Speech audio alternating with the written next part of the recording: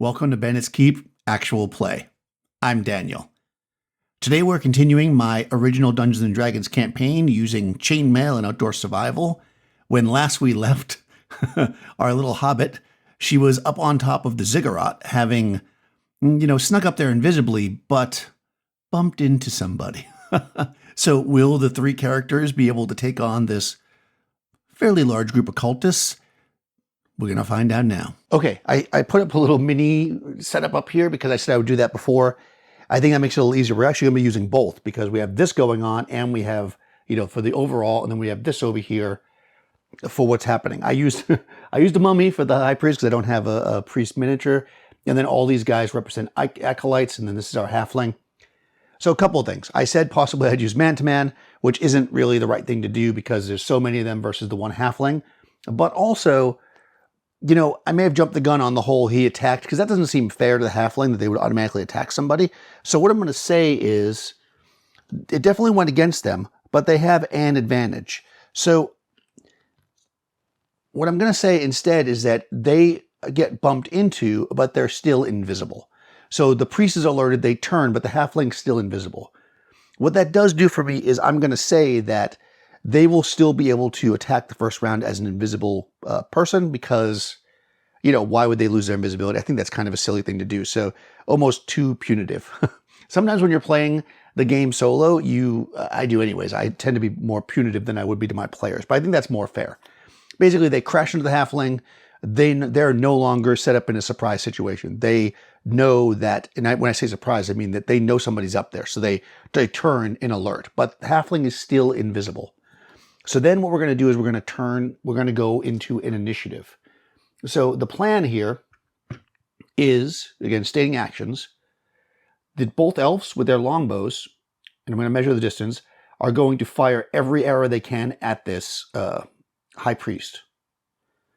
The halfling is going to try to circle around and stab the priest in the back.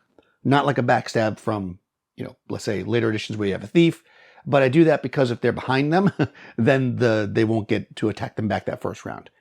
So this is the plan. These guys I put on the edges are people that are on the stairs. They probably haven't seen anything happen yet. So I'm going to say they're just walking up the stairs for now. They will get up there eventually, but they're not running. Everybody up top, though, is now alerted. These guys are going to try to reach around and grab, and I'll give them like a swing at the halfling if the party loses initiative. So let's do this. Initiative. Okay, the party loses initiative. So these two guys are going to try to grab at the halfling. Now again, he's a halfling, he's invisible, he's fast, so they're not going to have a very good chance. I'm going to roll 1 die per person. If they get a 6, I'm going to say they make hands on the halfling, which means the halfling can't move. Okay, no 6s. So they swing, and that was being generous because they're lightfoot. They shouldn't have been able to do that. So the halfling will be able to move. That's all they do. The high priest gets ready. He's looking around. He can't see anybody, so he can't really do anything. Maybe he'll call down to the acolytes down there. So let's do this. If you were a high priest, would you call everybody to yourself? Probably not. He would probably say, there's somebody here, look around. So I think that we're going to take so yes means they're going to say, tell everybody to look around. No means that they're going to have everybody run to the top. Okay, yes. All right. So these guys stop. So they're going to stay at the bottom for now. Same thing with everybody else. They're all going to stay where they are for now. And that will be the end of the movement for them. The halfling is going to, again, they're invisible. They're going to move up behind, because this isn't exactly where everybody's standing. They're going to move up behind this guy so they can get him in the back. Okay, that's movement. Then missile fire. So now, again, we have 2 elves. They're going to shoot. So let's figure our distance here.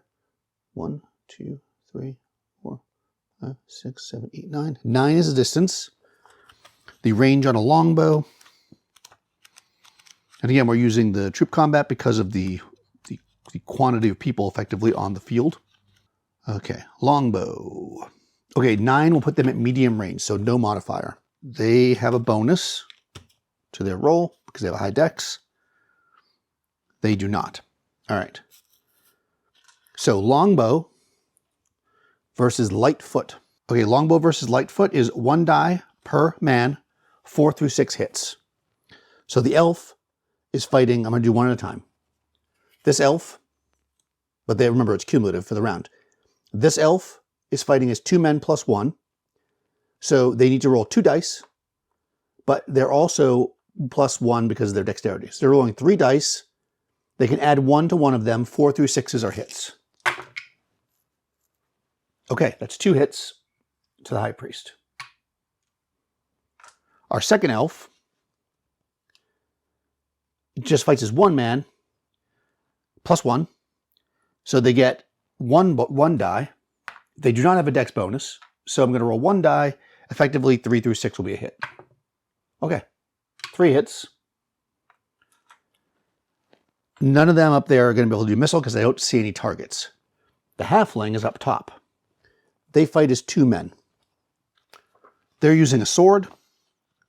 Heavy foot versus light foot, 1 die per man, 5 or 6 hits. So I'm rolling 2 dice. They can, with 5 or 6 hitting on either die. 5. That is 4 hits, which is exactly the number of hit dice this cleric has. The cult leader dies. Oh, but the cult's still alive. Falls to the ground. The halfling is now visible, though. Okay? And of course, they can't just run away. They weren't just here to kill this guy. They were here to fight. But now they're in a much better position. The elves are still in the woods. The other elf that was invisible is no longer invisible, but they've got cover down there. So we'll see if they can be sighted or not.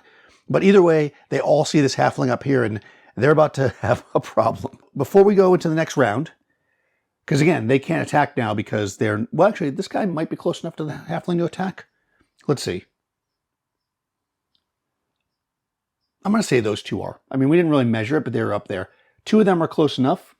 They're light foot. Light foot versus heavy foot. 1 die per 2 men, 6 hits. So I'll roll this anyways. They have 2 hit dice. They need to be hit twice in order to go down, so they actually can't kill them, but let's just roll it. No hit, okay. All right, here's where we get into the meat of this. Their leader just died. Now, as soon as the leader dies, you're supposed to make a morale check. The way morale works in this, because I'm using Chainmail, is you need to roll over a number. So their morale, because there are fanatics, is only 5. So they need to get a 5 or better on 2d6. But you roll with a penalty of 2.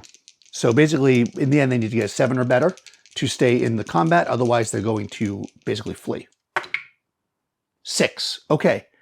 Seeing the leader go down, I mean, maybe the staff of command was what was doing it. Maybe they just freaked out, whatever. They run. And since the party doesn't care about bringing them to justice or killing them or anything you want to say, they're going to let them go, I think. Because the party is lawful, primarily. What I'm going to say is I'm going to make it a very, very, very good chance they're not going to take any of these guys out. But there's always that one chance that they might. Like, especially the elves, because they don't exactly see what's happening. They just see people running down. So what I'm going to do is I'm going to roll all these dice. In fact, you know what? Since the elves don't know what's going on, or I don't know if they do, let's do this first. Do the elves realize that they're running and fleeing like they basically surrendered? No. Okay, well, that answers that question. So these guys start running down. The elves are going to let loose again with their bows. You get a second missile shot at the end of the round. So they're going to get that shot. Then the guys are going to run. Then we're going to go again. So now we're going elf. The elves, the first shots, they're going to shoot the guys on the top still because they don't exactly know what's going on. The halfling friend is up there. So same distance.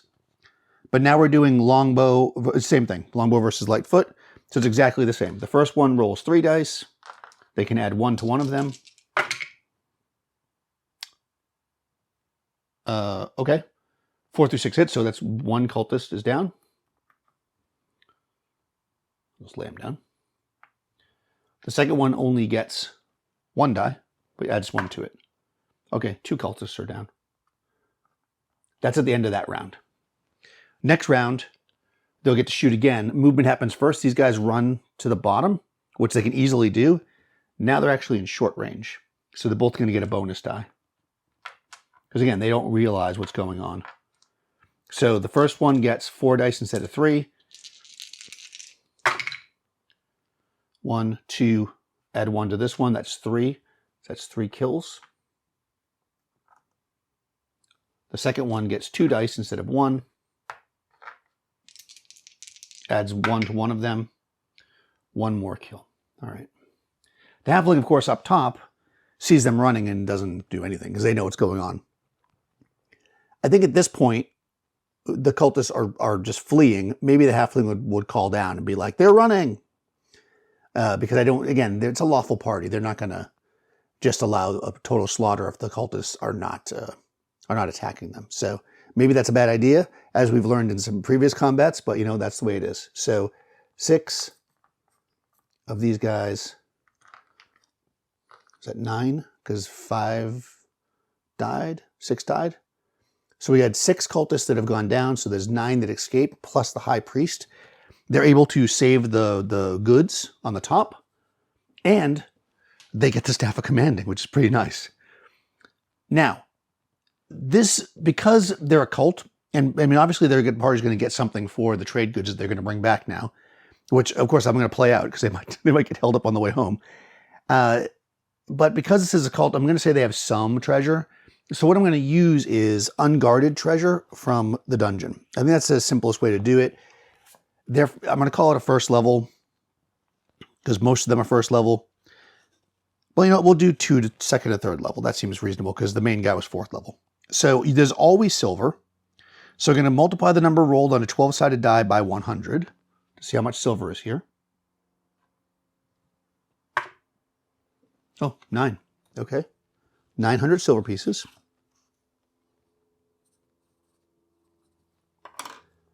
And then we're going to go gold. It's 50% that there's gold. So is there gold is the question. 4 through 6 there is. There is. Okay. 6-sided die times 100. 100. Not a lot, but cover their expenses. 100 gold pieces. Then, I don't know why I'm holding this in my hand. Then we've got 10% chance that there's gems or jewelry. So let's see. Are there any gems? No. Is there any jewelry? No. Magic, 5% chance. Is there any magic? No. All right. So there's a little bit of treasure. And I'm going to say in the time that they spend looking around, because they're going to have to do another encounter check tonight, because they're going to camp here, basically. The cultists have fled. They're going to grab their horses. Actually, they'll probably just do a quick look around. They're not going to camp here. The cultists will come back.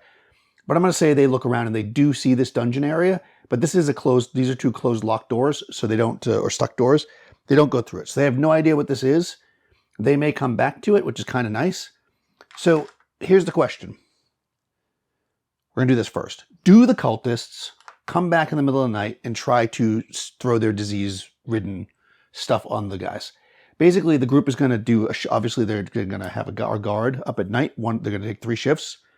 So I'm going to make it even odds because they did fail their morale. So technically they should be gone, but maybe they attack. So let's see. Do they come back? Yes or no? Yes. Okay. I'm going to roll a d6 to see who was on duty. Okay. Tromi. And then we're just going to go straight up. Was Tromi surprised? They were not.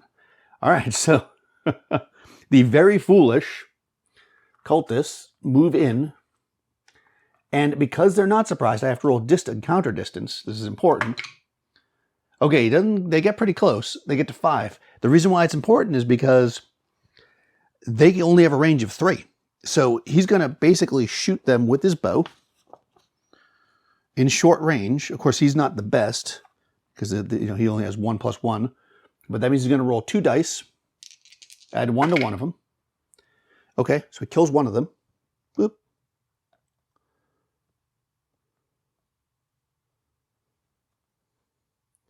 They're going to run forward, but because they're going to have to move their full movement. In order to be able to throw a missile, they have to beat him in a die roll, which they do. Okay, so they're going to get to throw. That's going to be good for him. All right, and now we have to see his second shot because he's going to shoot before they do because he won initiative. Adds 1 to 1, so 2 more of them are down. Which is actually a third, so they should check morale. And they would do it immediately because it's from loss of casualties. So what's happening here, sorry, I'm not trying to be confusing. Because they had to move, they can't necessarily throw a missile at the end unless they beat a die roll. That's basically the way it works, because they had to move so far. They were already moving, and then they had to finish their movement to get in close enough to throw the stuff. So what that means is they are going to get to throw it, but he got to go first because he was effectively called pass-through fire. So they run closer to him. He gets both of his shots up, plus because he won initiative. So that actually took out a third of them, and they check morale at 25%. And now they don't have the leader anymore, so their morale is only 7. Actually, they're light foot, so their morale is actually only 8. So 8 they have to beat, which they do not. So they start to run forward with their disease to throw it, and they immediately break and run.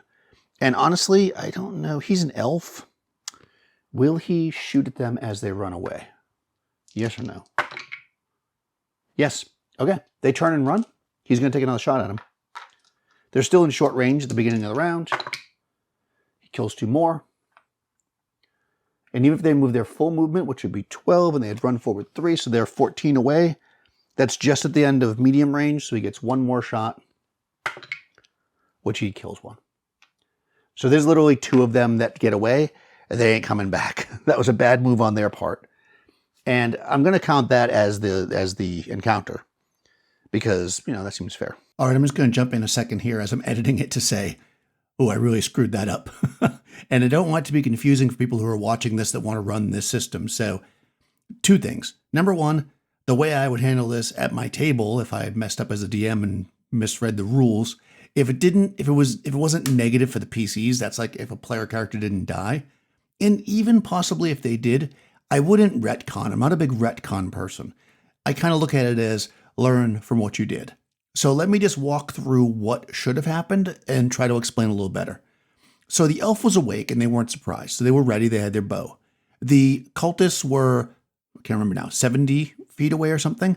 So my first thought was, well, the elf is going to get the jump on them because they've got to move. They can only throw their vials of disease, which is what their plan was, once they reach the 30 mark. Now, in my mind, and I didn't say this out loud, I imagined that since they were so close, that basically they came running in and they were noticed at that point. So I was kind of assuming they had used their move, if you will, to get that far, and they were kind of at the end of it. So that's kind of what I had going on in my head.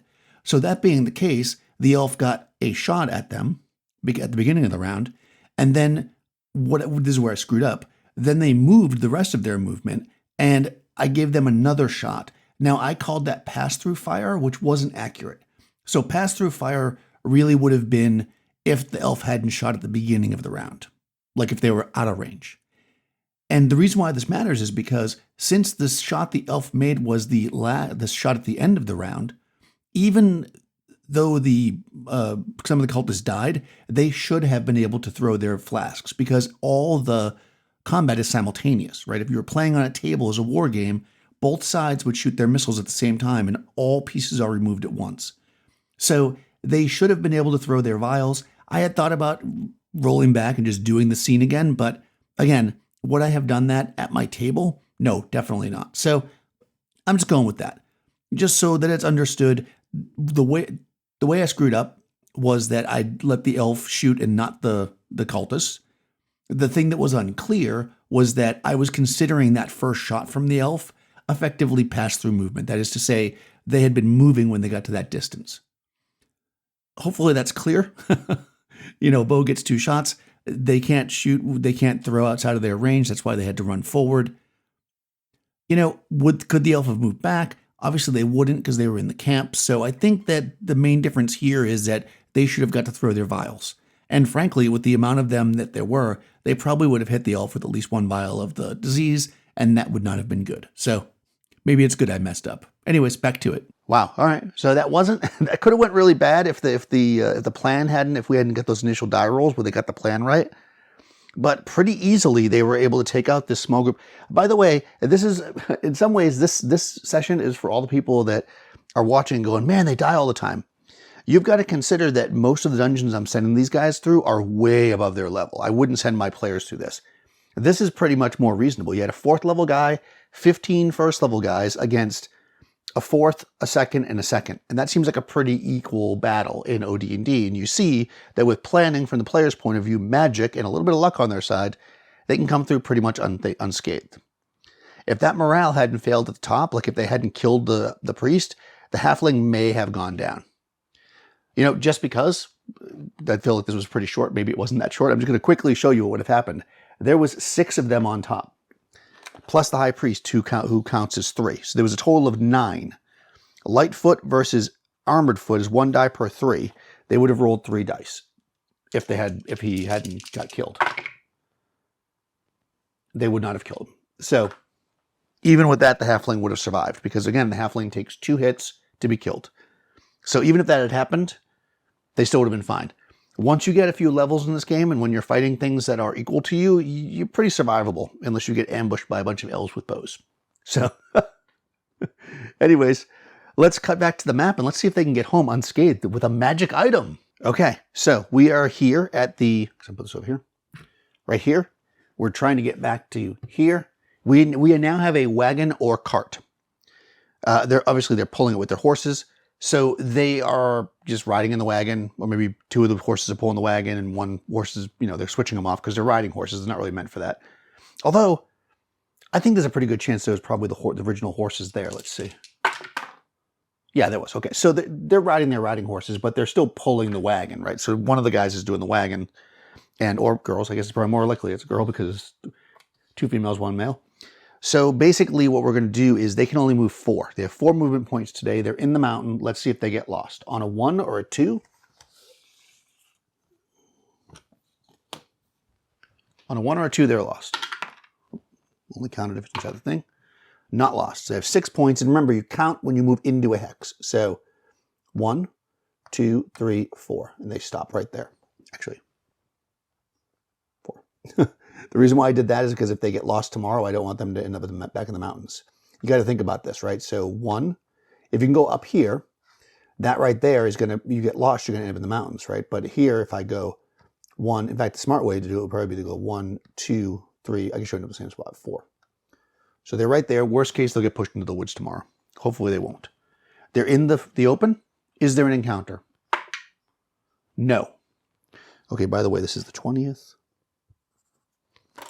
Now on the 21st, they're only lost on a 1. They're lost. Maybe it was good I did what I did. Which direction do they move in? 5. Ugh. Look at that. They would have been in the mountains. That actually worked out. 1. And then we have to move 3. 1, 2, 3. Yep, that's perfect. Okay, that's the 20. No, we're on the 21st. Okay, 3. They're not lost, thankfully. I mean, no encounter. And let's see, are they lost the next day? No. 1, 2, and they're off the board. Okay, very good. So it took them, they left on the 17th. They had the encounter on the 19th. Then on the 20th, 21st, 22nd, they arrive home. Okay, having found out about this, on the 11th, they hit to the field after some research, got pretty lucky with their reconnaissance via an invisibility spell and a really stealthy halfling, had a little stumble at the top of the temple, but took that high priest out by focusing fire with the longbows. I will say too, which I didn't say, that what may have happened here, which would have been bad, is because like I said, I think I said I was going to treat the head of the bad guys like a PC. Well, they're 4 hit dice, which means that they had to get hit 4 times in that 1 round, or else it would not have killed them. So they might have been a tough opponent to take down. And more importantly, they had a staff of commanding, which casts the Charm Person spell. So if they didn't take them out in the first round, that would have been very, very bad for the party. To be honest, I was very nervous when I rolled staff of commanding on the bad guy, and I was like, oh boy. Because in my current game, the players have 1, and I gotta tell you, it's a pretty broken magic item, but it's awesome. So let's see. Let me tell you what it does. Staff of Commanding. This is going to be very useful for them. This staff combines animal, plant control, and human control. And if we look at those spells, it's funny, they only ever use it for human. Human Control. This has the same general effect as Charm Person spell, but it can affect from 2 to 12 persons of 3 or fewer hit dice, 2 to 8 with 4 to 6 hit dice, 1 to 4 with 7 to 9 hit dice, and 1 with 10 or more hit dice. Saving throws still apply.